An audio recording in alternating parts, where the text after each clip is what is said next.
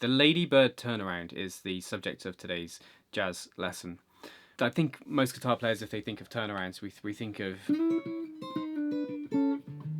that type of blues turnaround and variations upon that theme. Now, the most common turnaround for me in jazz is the 1-6-2-5, which is, in the key of C is going to be C major, A minor 7, D minor 7, G7, and it works really well because it works in a cycle, in a circle that perfectly works its way back. And there's many variations of this you could do, like stuff like this. But the classic one, just the basic vanilla, this C, A minor, D minor, G. C our tonic, our 1 chord, and then we get A, the relative minor, chord 6. Then we get the 2 and the 5, which takes us back to 1 to just loop it. Great for intros, and it works very well at the end of a section to get back to the beginning.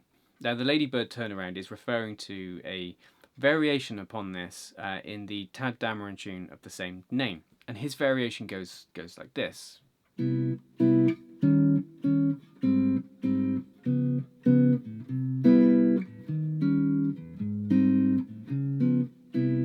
Let's compare the two. So the regular 165 and the Ladybird turnaround.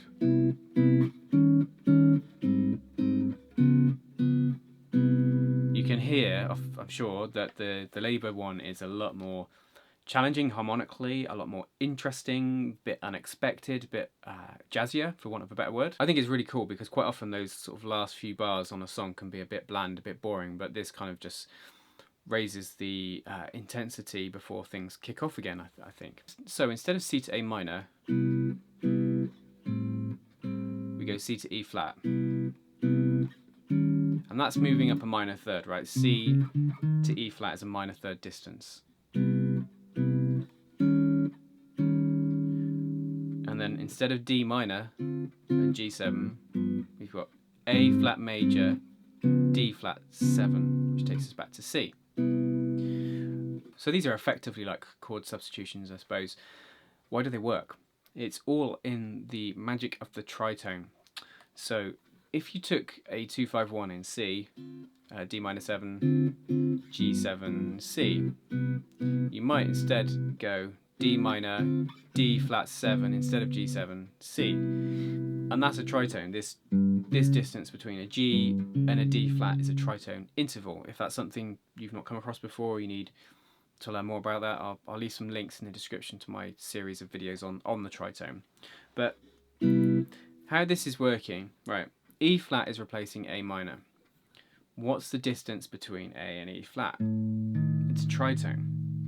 So when this E flat comes in, it's a tritone away, the root of it, from the A.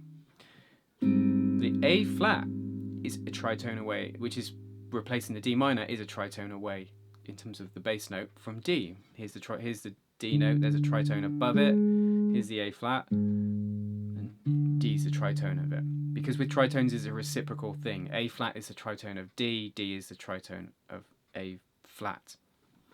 And the D flat, as discussed a second ago, is the tritone of G,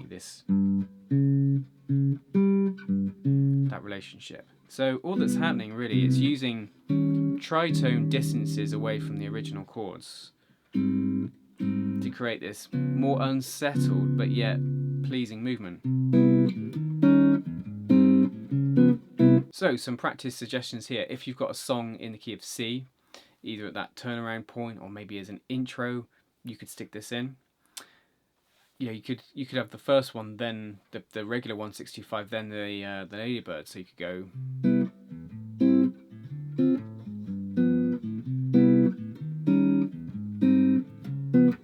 And then kick off. So it's a little bit of variation. You'd probably want to get it down in other keys. That's a given.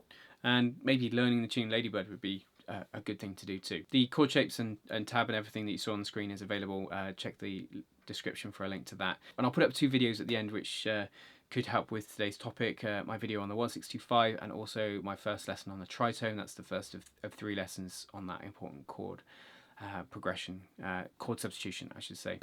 Any questions, you let me know, leave me a comment, hit the like button, Subscribe if you're new here for jazz guitar lessons every Wednesday and Saturday. Until next time, you take care.